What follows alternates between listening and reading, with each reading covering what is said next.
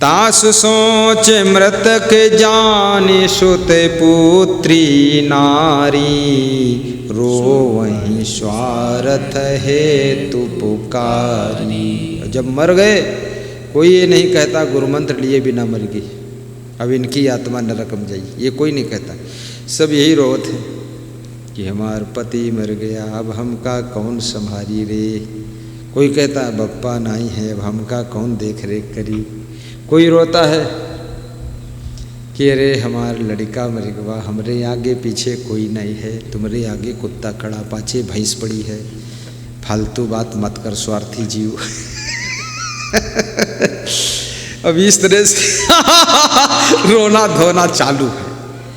और उसके जीव की फिक्र किसी को नहीं है कि इसके जीव का कल्याण हुआ कि नरक हुआ, कहाँ गया, आत्मा नष्ट हो गई, क्या हुआ, कोई चिंता किसी को नहीं। सब शरीर को पकड़ पकड़ के रोते हैं।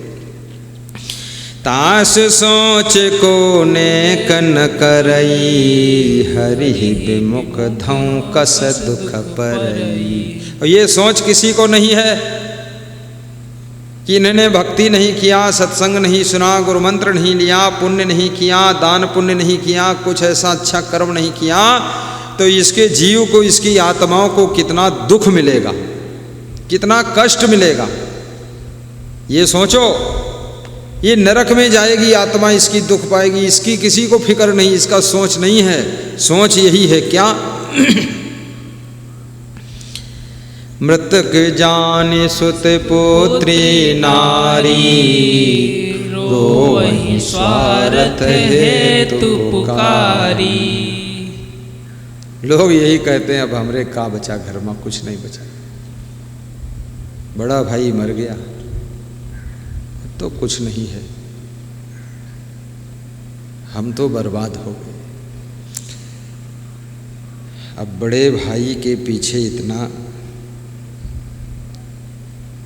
आलसी बनकर खाते थे, उड़ाते थे, खूब सोते थे, वो मर गए। आप जानते हैं नींद हराम हो गई, काम करना पड़ेगा, तो खूब रो रहे। ये चिंता नहीं बड़े भाई की आत्मा नरक में गई, अब क्या होगा, इसकी फिक्र कुछ नहीं। इसलिए मैं निवेदन करूंगा,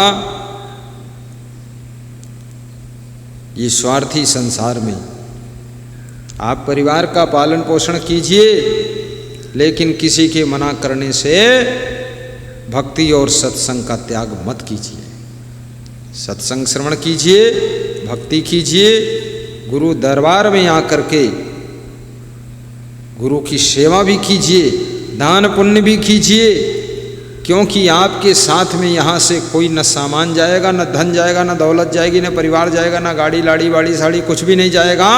तुम्हारे साथ में केवल दो ही चीज़ें जाती हैं, पुण्य की गठरी और पाप की गठरी जाती है। इसलिए जीते जी इतना पुण्य कमा लो। सबसे ज़्यादा पुण्य जो है सत्संग और भक्ति से होता है। सबसे ज़्यादा पुण्य सत्संगी भाइयों बहनों की सेवा करने से होता है, गौ सेवा से पुण्य होता है, माता पिता की सेवा से पुण्य होता है, गुरु की सेवा से पुण्य होता है। ये पुण्य कमाइए, मंदिर आश्रम बनाने से पुण्य होता है, ये करिए और ये पुण्य आपके साथ में जाएगा तो आपकी आत्मा की नरक गति नहीं होगी, उसकी सदगति होगी, उसका कल्याण होगा। और दूसरों के भरोसे मत रहिए, वहाँ कोई साथ देने वाला नहीं है।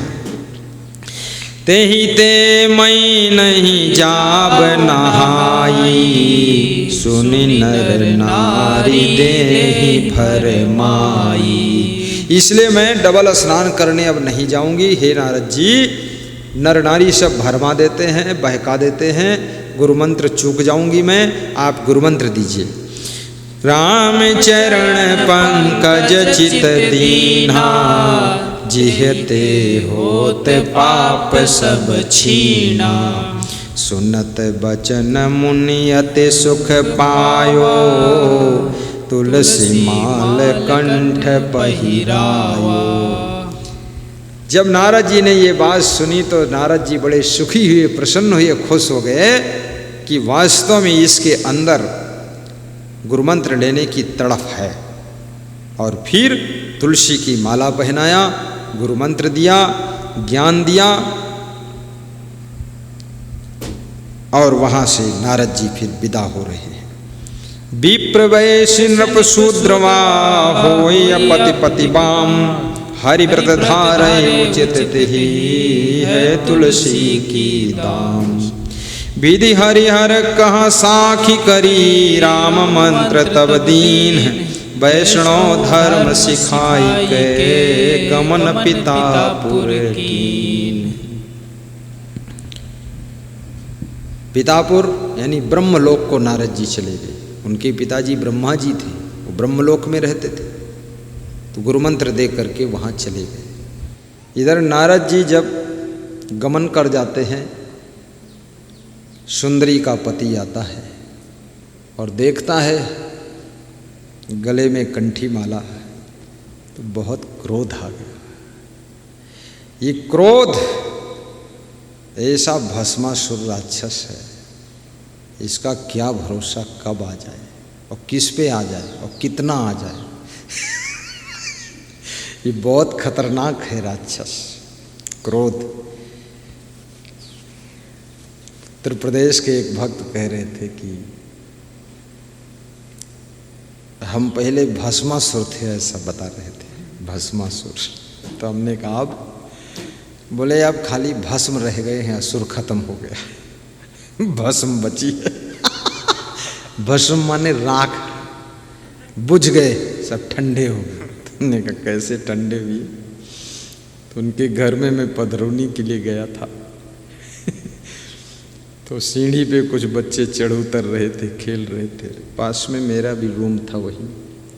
तो बच्चों ने ईंट की रेलिंग थी, उसको गिरा दिया, तो एकदम सब दीवार गिरी, खड़बड़ खड़बड़ खड़बड़ खड़बड़।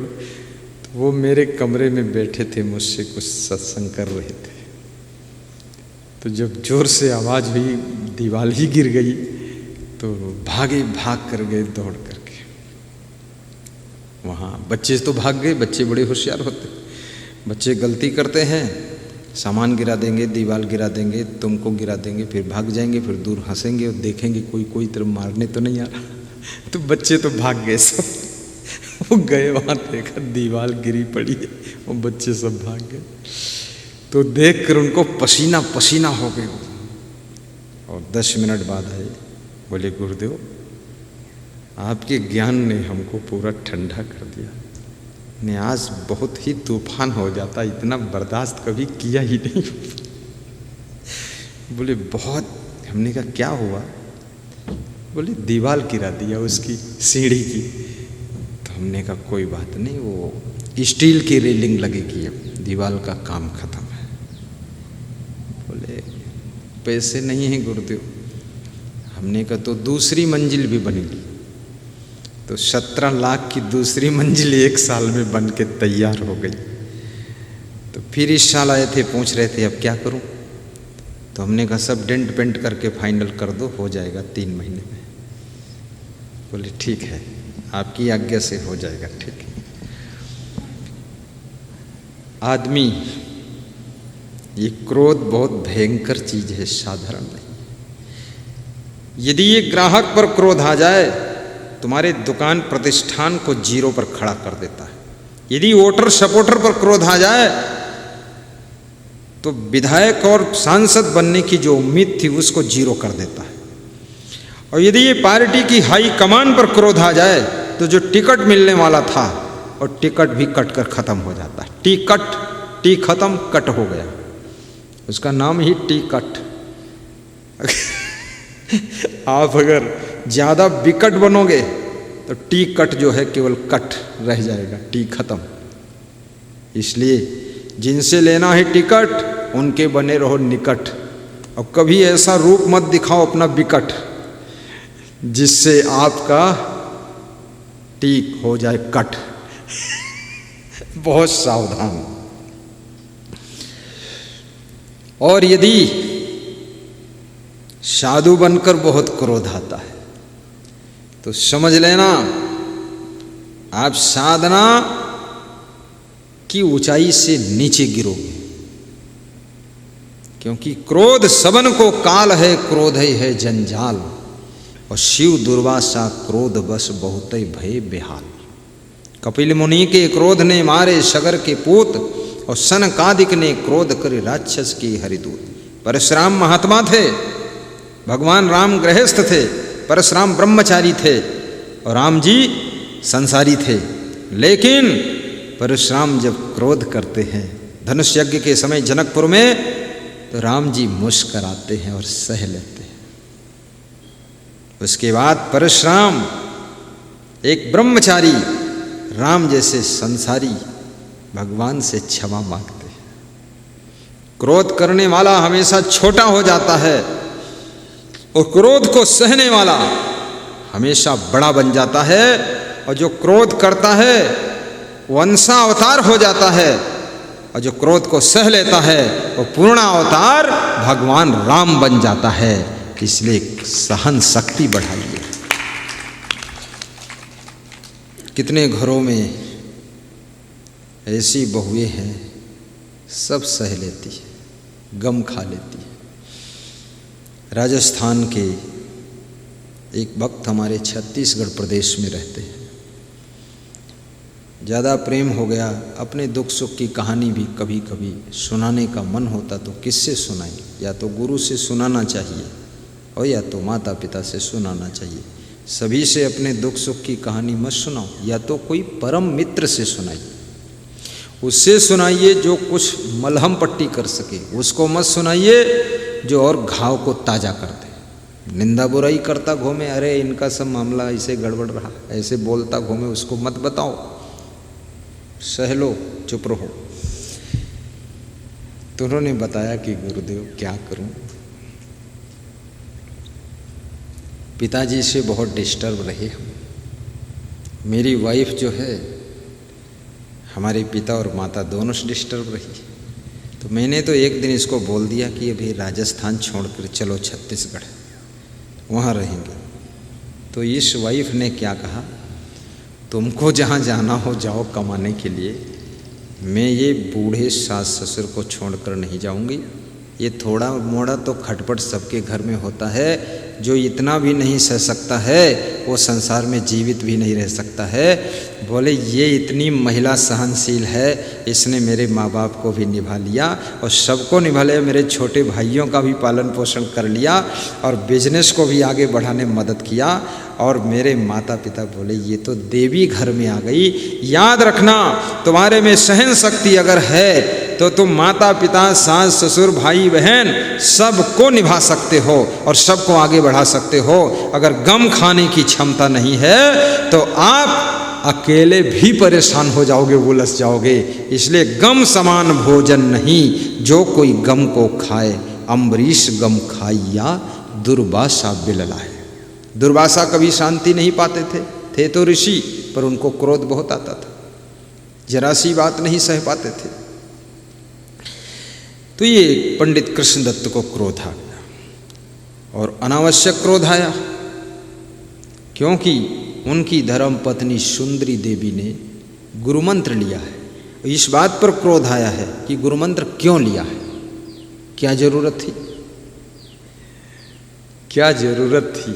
अरे दुनिया भर में कथा सुनाते घूम रहे हो, तुमको अभी गुरुमंत्र की जरूरत नहीं मालूम है तो कथा क्यों सुनाते हो? क्या सुनाते हो कथा में दूसरों को? तुम गुरुमंत्र की आवश्यकता तो इतनी ज्यादा है।